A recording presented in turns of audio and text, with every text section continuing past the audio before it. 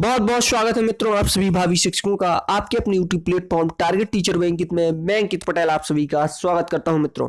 हम लोग UP TET, C TET और सोपा टेट के अंतर्गत मनोविज्ञान में अभिप्रेरणा नामक टॉपिक की चर्चा कर रहे थे। तो अभिप्रेरणा के सिद्धांतों में हम पहला सिद्धांत मूल प्रवृत्ति के सिद्धांत की बात कर रहे हैं। मूल प्रवृत्ति के सिद्धांत की जब भी बात की जाती है तो यह हर परीक्षा में, चाहे वो सी टेट हो, यूपी टेट हो या सोपा टेट की परीक्षा हो, सभी में इससे प्रश्न बनता ही बनता है। मूल प्रवृत्ति के सिद्धांत के जो प्रतिपादक हैं उसकी बात अगर हम करें तो विलियम मैकडूगल महोदय मूल प्रवृत्ति के सिद्धांत के प्रतिपादक हैं। और मैकडूगल ने 1908 में यह सिद्धांत प्रतिपादक किया था। बात किया जाए अगर मैकडूगल महोदय के निवास की कि यह कहाँ के निवासी है तो यह इंग्लैंड की निवासी थी। और इनकी एक प्रसिद्ध पुस्तक भी है मित्रों जिसका नाम है आउटलाइन ऑफ साइकोलॉजी। आउटलाइन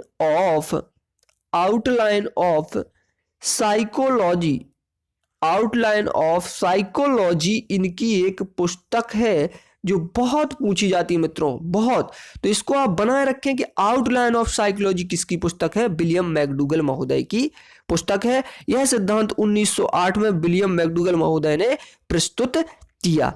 अब एक दो चीजें आप और समझ लें। यहां पर आपको यह जानना बहुत जरूरी है कि मूल प्रवृत्ति का जो सबसे पहले प्रत्यय दिया था, देखिए मूल प्रवृत्ति का जो सबसे पहले प्रत्यय दिया था वो विलियम जेम्स महोदय ने दिया था। किसने दिया था? विलियम जेम्स महोदय ने। लेकिन पूर्ण सिद्धांत के रूप में मूल प्रवृत्ति के सिद्धांत को प्रस्तुत करने का श्रेय विलियम मैकडूगल को दिया जाता है, क्योंकि इन्होंने इसको पूर्ण रूप से किया था। यानी पूर्ण रूप सिद्धांत के रूप में जो प्रस्तुत किया वो विलियम मैकडूगल ने किया, इसलिए उनको मूल प्रवृत्ति के सिद्धांत को प्रतिपादक माना गया है। मूल प्रवृत्ति को जनक भी इन्हें कहा जाता है। मूल प्रवृत्ति का क्या कहा जाता है? जनक भी इनको कहा जाता है, विलियम मैकडूगल महोदय को। तो याद रखिएगा सबसे पहले संप्रत्यय किसने दिया? सबसे पहले संप्रत्यय दिया विलियम जेम्स ने। लेकिन मूल प्रवृत्ति के सिद्धांत की व्याख्या या कह सकते हैं पूर्ण रूप से उसको प्रस्तुत किसने किया? विलियम मैकडूगल महोदय ने। इसीलिए मूल प्रवृत्ति का जनक विलियम मैकडूगल को कहा जाता है। अब हम बात कर लेते हैं संवेगात्मक विकास की। तो इसको भी विलियम मैकडूगल महोदय, चूंकि संवेग मूल प्रवृत्ति से जुड़े हुए होते हैं तो विलियम मैकडूगल महोदय ही माने जाएंगे। अब हम थोड़ी सी बात कर लेते हैं संवेग की। संवेग जो है वो अंग्रेजी भाषा की इमोशन शब्द से बना है। और जो इमोशन शब्द है वो लैटिन भाषा की इमोवियर शब्द से बना है। और इसका अर्थ क्या होता है? इसका अर्थ होता है हलचल या उथल पुथल। इमोवियर शब्द का अर्थ होता है हलचल या उथल पुथल। यहां पर आपको कुछ चीजें और भी बता दें। विलियम मैकडूगल ने मनुष्य के अंदर 14 मूल प्रवृत्तियां बताई हैं। कितनी मूल प्रवृत्तियां बताई हैं? 14 मूल प्रवृत्तियां बताई हैं। अभी हम मूल प्रवृत्ति की चर्चा करने वाले हैं कि मूल प्रवृत्ति क्या होती है। पहले आप समझिए कि मैकडूगल महोदय ने 14 मूल प्रवृत्तियां बताई हैं। ये बिल्कुल फैक्ट रूप से पूछा जाता है आपसे कि मूल प्रवृत्तियों की संख्या कितनी है? 14 है। मूल प्रवृत्ति का सिद्धांत किसने दिया? मैकडूगल महोदय ने दिया। सबसे पहले मूल प्रवृत्ति का संप्रत्यय किसने दिया? विलियम जेम्स ने दिया। एक दो प्रश्न जो बन जाते हैं, आउटलाइन ऑफ साइकोलॉजी किसकी पुस्तक है? विलियम मैकडूगल की। तो ये यहां से आपके प्रश्न बनते रहे हैं। यहां पर आपको याद रखना है कि वाटसन ने 3 प्रकार के क्या बताए हैं? संवेग बताए हैं, भय, क्रोध और प्रेम। 3 ही संवेग इन्होंने बताए हैं, जबकि मैकडूगल महोदय ने 14 संवेग बताए हैं। 14 मूल प्रवृत्तियां और 14 संवेग। वाटसन को व्यवहारवाद का जनक कहा जाता है और वाटसन ने मात्र 3 ही संवेग बताए हैं, भय, क्रोध और प्रेम। इतनी बातों को आप बनाए रखें। इसके आगे हम देखते हैं अभिप्रेरणा के सिद्धांत होते क्या है मित्रों। मूल प्रवृत्ति के सिद्धांत को गहराई से पढ़ने के पहले आप ये भी जान लें। लिखा हुआ है कि अभिप्रेरणा के सिद्धांत इस बात की व्याख्या करते हैं कि कोई व्यक्ति किस प्रकार का व्यवहार और क्यों करता है। कोई व्यक्ति किसी व्यवहार को क्यों करता है? व्यवहार का जन्म किसी न किसी इच्छा, चाहत या आवश्यकता के फलस्वरूप होता है। जब आपको किसी प्रकार की आवश्यकता होगी, कोई चाहत होगी, कोई इच्छा होगी, तभी ना आप कोई कार्य करेंगे, कोई ना कोई व्यवहार करेंगे। तो व्यवहार की उत्पत्ति जो होती है वो चालक इच्छा या आवश्यकता से होती है। अतः अभिप्रेरणात्मक चक्र जो होता है उसकी पहली मूल बात आवश्यकता ही तो होती है। पहली मूल बात क्या होती है? आवश्यकता। दूसरी चालक, तीसरी प्रोत्साहन, और ये चक्र लगातार चलता रहता है। अगर संज्ञानात्मक चक्र है तो संज्ञान भी इसमें शामिल हो जाता है।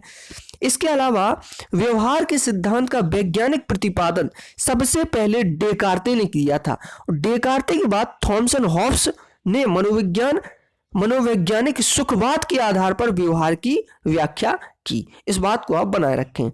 अब आइए मित्रों, हम कुछ चीजों की चर्चा करते हैं कि मैकडूगल के अनुसार सभी प्राणियों में जन्मजात मूल प्रवृत्तियां पाई जाती हैं। यानी मूल प्रवृत्तियां कैसी होती हैं? जन्मजात होती हैं। मैकडूगल महोदय ने इन्हें प्रेरक कहा, और प्रेरक क्या करते हैं? यही मूल प्रवृत्तियां प्राणी को, व्यवहार को संचालित करती हैं या प्रभावित करती हैं। यानी इन्हीं जन्मजात मूल प्रवृत्तियों की मदद से प्राणी क्या करता है? कोई ना कोई अनुक्रिया करता है, कोई ना कोई व्यवहार करता है। मैकडूगल का मानना है कि मूल प्रवृत्ति के 3 तत्व हैं। कितने तत्व हैं? 3 तत्व। सामान्य उत्तेजना, नंबर 2 क्रिया, और तीसरा लक्ष्य। यानी सामान्य उत्तेजना जब मूल प्रवृत्ति व्यक्ति के अंदर होगी तो वो उत्तेजित होगा। भाई इमोशन जो शब्द है वो इमोवियर से बना है, और जिसका अर्थ होता है उथल पुथल या हलचल। तो बिल्कुल रूप से उत्तेजना होगी। जब उत्तेजना होगी तो वो कोई क्रिया करेगा, और क्रिया के फलस्वरूप उसे कोई ना कोई लक्ष्य निर्देशित होगा। इस बात को आपको याद रखना है। इसके बाद हम 3 शब्द पढ़ेंगे यहाँ पर। पहला शब्द होगा भाव, दूसरा होगा संवेग, और तीसरा होगा मूल प्रवृत्ति। तीनों शब्दों को हम समझेंगे। भाव क्या है? आइडिया क्या है? वातावरण में किसी भी वस्तु या स्थिति के प्रति हमें जो ज्ञान होता है, किसी भी वस्तु के प्रति हमें जो ज्ञान है, उस ज्ञान के परिणाम स्वरूप उस वस्तु के प्रति हमारे मन में कुछ विचार बन जाते हैं। जिस वस्तु का हमें ज्ञान है, उस वस्तु के प्रति हमारे मन में कुछ ना कुछ विचार बन जाते हैं। उन विचारों को महसूस किया जाने वाला भाव ही क्या है? भाव कहलाता है। उन विचारों को महसूस किया जाने वाला पहलू भाव होता है मित्रों। यानी अगर आपने किसी वस्तु के बारे में, किसी व्यक्ति के बारे में कोई मन में विचार बना रखा है, तो उस विचार के फलस्वरूप आपके अंदर एक भाव उत्पन्न होगा, उसी को आप भाव कहते हैं। अगर विचार सकारात्मक हैं तो भाव सुखकारक होगा, अगर विचार नकारात्मक है तो भाव दुखकारक होगा। जैसे शेर के आने से डरना, लगता है ना डर, यह किसी को सिखाया नहीं जाता। मित्रों से मिलने पर हंसना आदि किसी को सिखाया नहीं जाता, ये स्वतः होता है। क्योंकि शेर से हमें डर लगता है कि शेर के बारे में हमने नकारात्मक विचार क्या है हमारे, कि हमें पता है कि शेर के आने पर वो हमें खा सकता है या हमें मार सकता है। ये हमने मन में अपने विचार बना रखा है। ये जो नकारात्मक विचार हैं, यही हमारे अंदर भाव बनाते हैं। यही हमारे अंदर क्या बनाते हैं? भाव बनाते हैं। तो अगर विचार सकारात्मक है तो भाव सुखकारक होता है, और अगर विचार हमने उस वस्तु के बारे में नकारात्मक है तो दुखकारक होता है। संवेग क्या है मित्रों? संवेग को समझिए। बात करेंगे संवेग की, तो लिखा हुआ है कि भावनाओं या मूल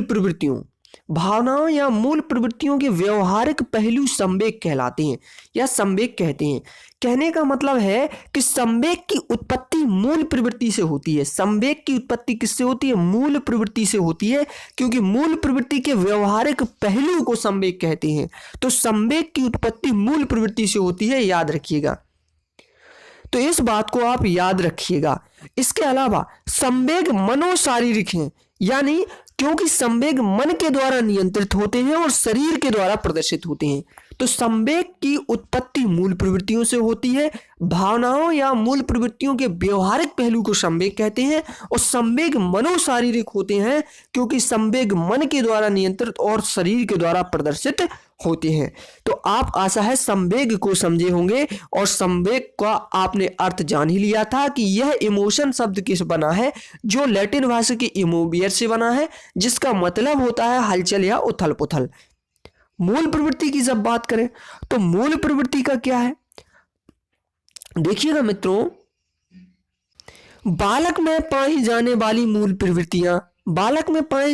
मूल प्रवृत्तियां तो जन्मजात होती हैं। सभी जानते हैं कि मूल प्रवृत्तियां जन्मजात होती हैं और स्वाभाविक रूप से सभी में लगभग समान होती है। देखिए, मूल प्रवृत्तियां सभी में समान होती हैं, यानी 14 मूल प्रवृत्तियां और 14 संवेग सभी में होते हैं, क्योंकि वो जन्मजात होते हैं। इन्हीं को हम मूल प्रवृत्ति कहते हैं। लेकिन जितनी मूल प्रवृत्तियां होती हैं उतने ही संवेग होते हैं। प्रत्येक मूल प्रवृत्ति से एक संवेग जुड़ा हुआ होता है। इस बात को आप याद रखिएगा कि मूल प्रवृत्तियां जन्मजात होती हैं और स्वाभाविक रूप से लगभग सभी में समान होती है, लेकिन इनकी मात्रा सभी में समान नहीं होती। किसी में क्रोध कम होता है, किसी में क्रोध ज्यादा होता है, लेकिन क्रोध होता सब में है। कहने का मतलब है मूल प्रवृत्तियां सब में समान रूप से होती हैं, लेकिन उनकी मात्रा सब में समान हो यह जरूरी नहीं है। जैसे बच्चे का जन्म से रोना, गुस्सा करना, जिज्ञासा की प्रवृत्ति, हास्य की प्रवृत्ति आदि किसी को सिखाया नहीं जाता है, यह स्वतः होता है। इसके अलावा मूल प्रवृत्ति की विशेषताओं की जब हम चर्चा करते हैं तो मूल प्रवृत्तियां मित्रों जन्मजात होती हैं, मूल प्रवृत्तियां सार्वभौमिक होती हैं, मूल प्रवृत्तियों की मात्रा सभी व्यक्तियों में समान नहीं होती। मूल प्रवृत्तियां व्यक्ति के व्यवहार का क्या करती हैं? संचालन करती हैं। मूल प्रवृत्तियां व्यक्ति को कार्य करने के लिए क्या करती हैं? प्रेरित करती हैं। विलियम मैकडूगल महोदय ने 14 मूल प्रवृत्तियां बताई हैं और प्रत्येक मूल प्रवृत्ति के साथ एक संवेग जुड़ा होता है, यानी 14 मूल प्रवृत्तियां और 14 ही क्या होते हैं? संवेग होते हैं। याद रखिएगा। यहां पर एक चीज जरूर आपको याद रखनी है, विलियम मैकडूगल महोदय को मूल प्रवृत्ति का जनक माना गया है। अभिप्रेरणा का प्रथम सिद्धांत मूल प्रवृत्ति के सिद्धांत को कहा जाता है। और सबसे महत्वपूर्ण बात है वो है संवेग पहले आता है, मूल प्रवृत्ति बाद में आता है। भले ही मूल प्रवृत्ति यानी संवेग की उत्पत्ति मूल प्रवृत्ति से होती है, संवेग की उत्पत्ति मूल प्रवृत्ति से होती है, लेकिन संवेग पहले आता है, मूल प्रवृत्ति बाद में आती है। इस बात को आप बिल्कुल रूप से नोट कर लीजिए कि संवेग पहले, मूल प्रवृत्ति बाद में। जब आपके अंदर भय होगा तभी तो आप पलायन करेंगे। तो भय आपके अंदर है संवेग, और आप पलायन कर गए, वो है आपकी मूल प्रवृत्ति। यानी आप संवेग के द्वारा ही कोई व्यवहार, कोई प्रदर्शन कर रहे हैं, वो आपकी मूल प्रवृत्ति है, तो आप पलायन कर गए। आप जंगल में गए, आपने शेर देखा, आपके अंदर भय और नामक संवेग उत्पन्न हुआ, जिसके फलस्वरूप आपने मूल प्रवृत्ति पलायन यानी वहां से आप भागे। तो ये चीजें पहले संवेग होता है, फिर मूल प्रवृत्ति होती है। आज के वीडियो में मित्रों इतना ही। यह हमारा अभिप्रेरणा के मूल प्रवृत्ति के सिद्धांत का पहला लेक्चर था। अपने दूसरे लेक्चर में हम इसे विस्तृत रूप से खत्म कर देंगे। तो आज की वीडियो में बस इतना ही। दोस्तों, अभी तक आपने चैनल को सब्सक्राइब नहीं किया हो तो हमारे चैनल को सब्सक्राइब जरूर करें, पास में घंटी के निशान को जरूर दबाएं, और अगर आपने चैनल को सब्सक्राइब किया हुआ है तो आपका बहुत बहुत धन्यवाद। घंटी के निशान को दबाने से सारे वीडियो के नोटिफिकेशन आप तक पहुंचते रहेंगे ताकि आप वीडियो का लाभ ले सकें। थैंक यू दोस्तों, धन्यवाद।